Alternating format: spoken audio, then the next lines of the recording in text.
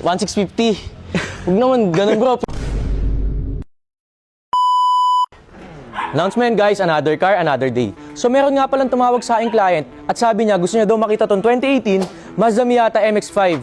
Guys, galing pa ng Marikina si client. Kaya sana magustuhan niyo yung unit at sana maklose yung deal. Kaya tara, samahan niyo ako. Bro, Joe, ikaw yung nag-message sa page, no? Oh, yes, sir. And gusto mo makita yung Mazda Miata na Miata. 2019. Taga saan ka bro? Marikina? Yes, sir. Yun guys, taga Marikina nga pala si Bro Joe. Nag-message siya sa page namin and sabi niya, check niya daw yung unit. Tara bro, check natin.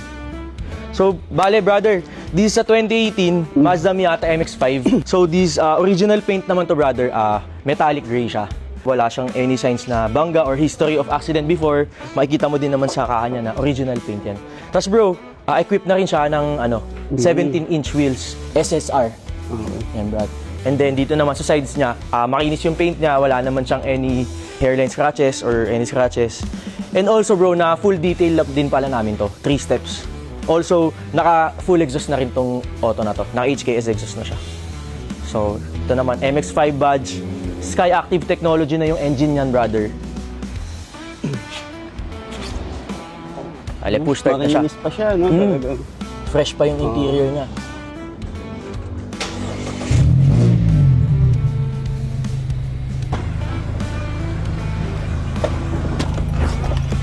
So, yan, malamig naman yung aircon niya, brother. Tapos ito, pagka nalalamigan ka dito, pwede mo to i-off, gaganyan mo lang. Okay. So, may separate switches siya. And then, radio niya, meron ka din buttons dito pag gusto mo hinaan. Tapos, kagandahan dito sa RF, guys, since na hardtop na to, yung convertible niya is automatic na. So, ayan, testing natin. So, guys, pogi ka dito, guys. Masikip talaga ang Miata. Tapos, ang disadvantage lang din ng upuan niya, hindi mo siya mapu-fully recline. Hanggang ganito na lang yan, guys. Ayan, o. Ayan, ito, sagad na yan. Sagad na yan na ano. So, pagka gusto mo humiga dito, hindi pwede, kagaya sa mga ibang kotse, di ba? So, bro, engine bay naman ito. All stock, all original. Naka-air intake na rin yan. Tapos, Sky Active Mazda technology yan, bro. All stock naman siya, brother. Wala namang nagalaw. Naka-Ameron battery na din pala to. Kagandahan. Yun, bro. Yung unit, okay naman. Na-check ko naman mula loob hanggang labas, mula sa makina. Asking price ko nga pala dito, bro, 1,880. 1,880,000.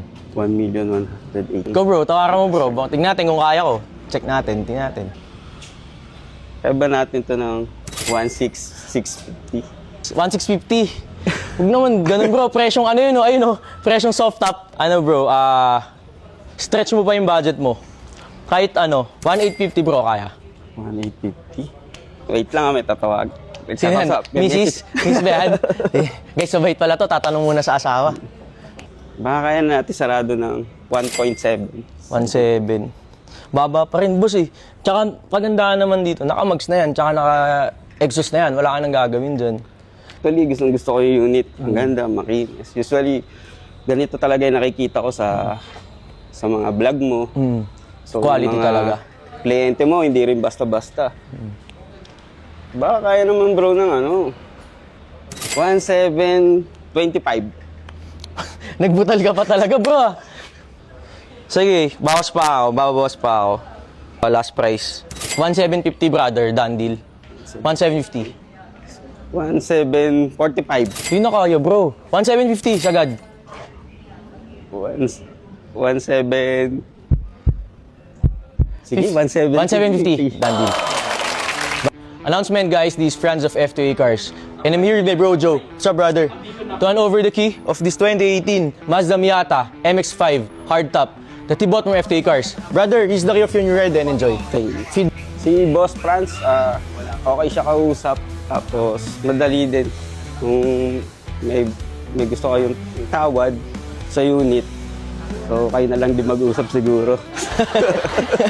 Okay yung unit, wala naman ako masabi, parang halos brand new siya.